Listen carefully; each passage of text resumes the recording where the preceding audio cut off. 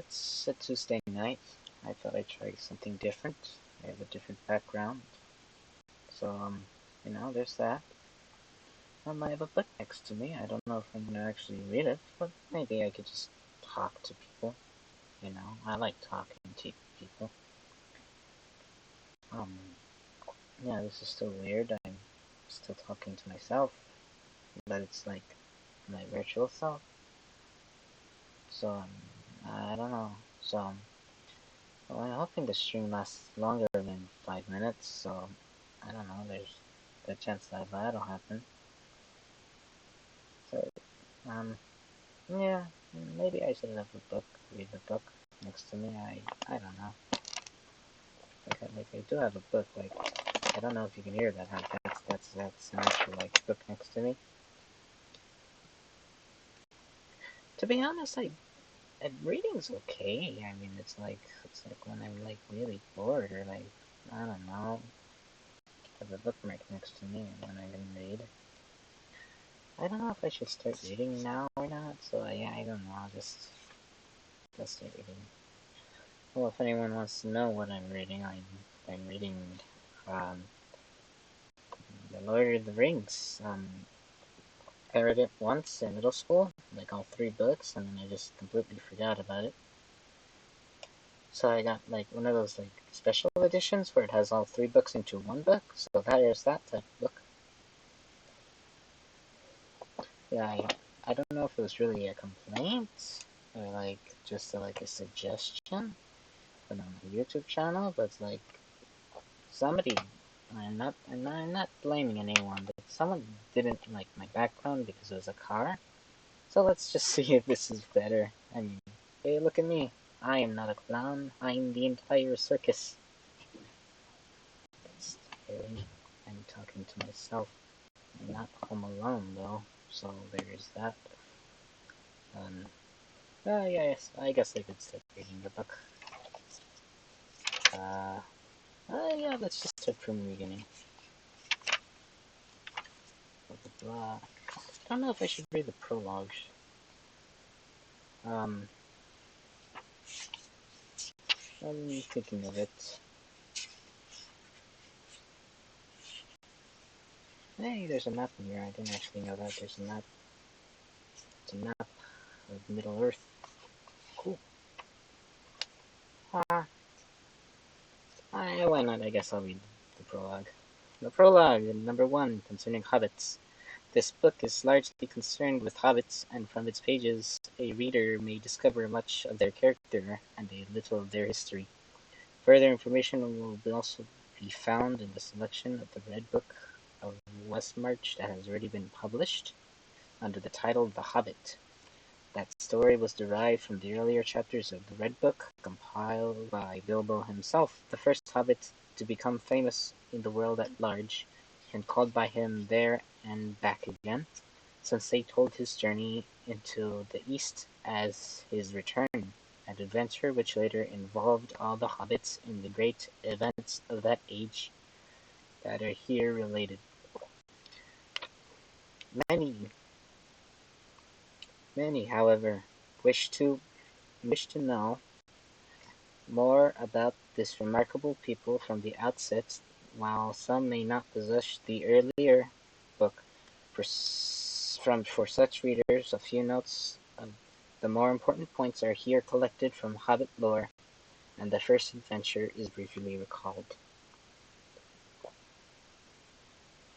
Hobbits are an unobtrusive but very ancient people, more numerous formerly than they are today, for they loved peace and quiet and good-tilled earth, a well-ordered and well-farmed countryside, and was their favorite haunt.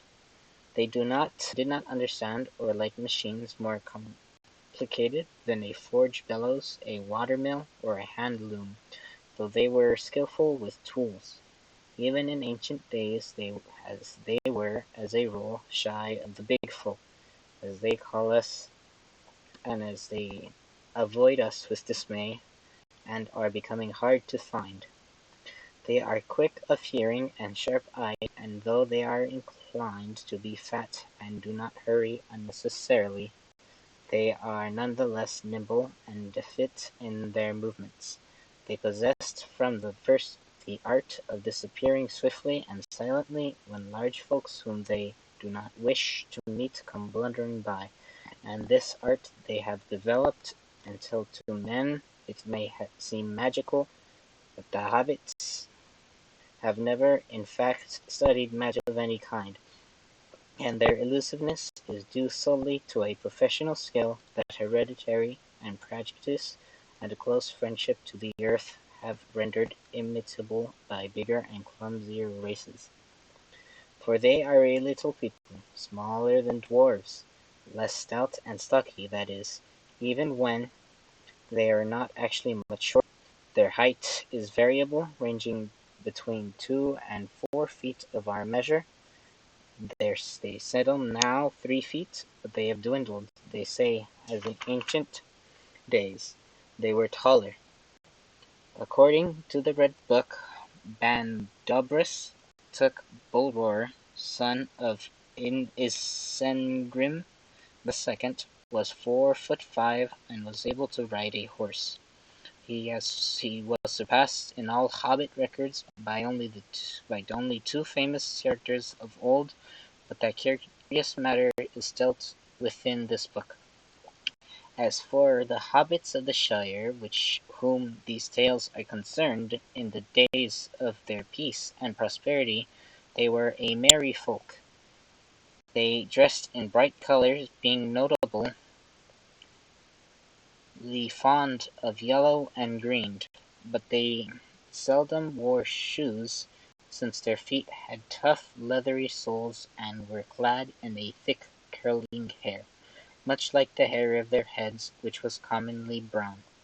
Thus the only craft little practised among them was shoemaking, but they had long and skilful fingers, and could make any other useful and comely things. Their faces were as a rule good-natured rather than beautiful, broad, bright-eyed, red-cheeked, with mouths apt to laughter and to eating and drinking. And laugh they did, and eat and drink often and heartily, being fond of simple jests at all times, and of 6 meals a day, when they could get them. They were hospitable, and delight to parties, and in presents, which they gave freely and eagerly accepted. It is plain, indeed, that in spite of later estrangement, hobbits are relatives of ours, far nearer to us than elves, or even than dwarves. Of old they spoke languages of men after their own fashion, and liked and disliked much the same thing as men did, but what exactly our relationships is can no longer be discovered. The beginning of hobbits lie far back in the elder days that are now lost and forgotten. Only the elves still preserve any records of that vanquished time, and their traditions are concerned almost entirely with their own history, in which men appear seldom and hobbits are not mentioned at all. Yet it is clear that hobbits had, in fact, lived quite in Middle-earth for many long years, um, before other folk became even aware of them, and the world being after all full of strange creatures beyond count, these little people seemed of very little importance. But in the days of Bilbo and of Frodo his heir, they suddenly became, by no wish of their own, both important and renowned, and troubled as the counsels of the wise and great. Those days, the third age of Middle-earth, are now long past, as the shape of the lands have been changed. But the regions in which hobbits then lived were doubtless the same as those in which they still linger, the northwest of the old world, east of the sea.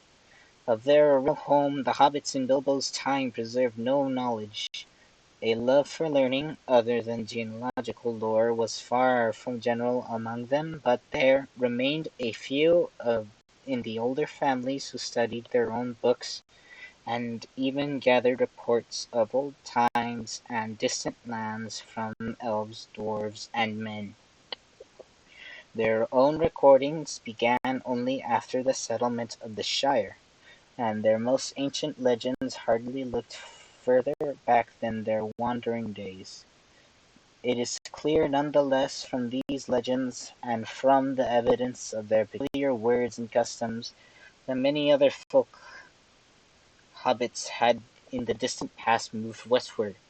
Their earliest tales seem to glimpse a time which they dwelt in the upper vales of Andiam, between the eaves of Greenwood and the great and misty mountains. Why they later undertook the hard and perilous crossing of the mountains into Eredor is no longer certain. Their own accounts speak of the multiplying of men in the land, and of the shadow that fell on the forest so that it became darkened, and its new name was Mirkwood. Before the crossing of the mountains, the hobbits had already become divided into three somewhat different breeds. Uh, Hartfoots, Stewards, and Followhides.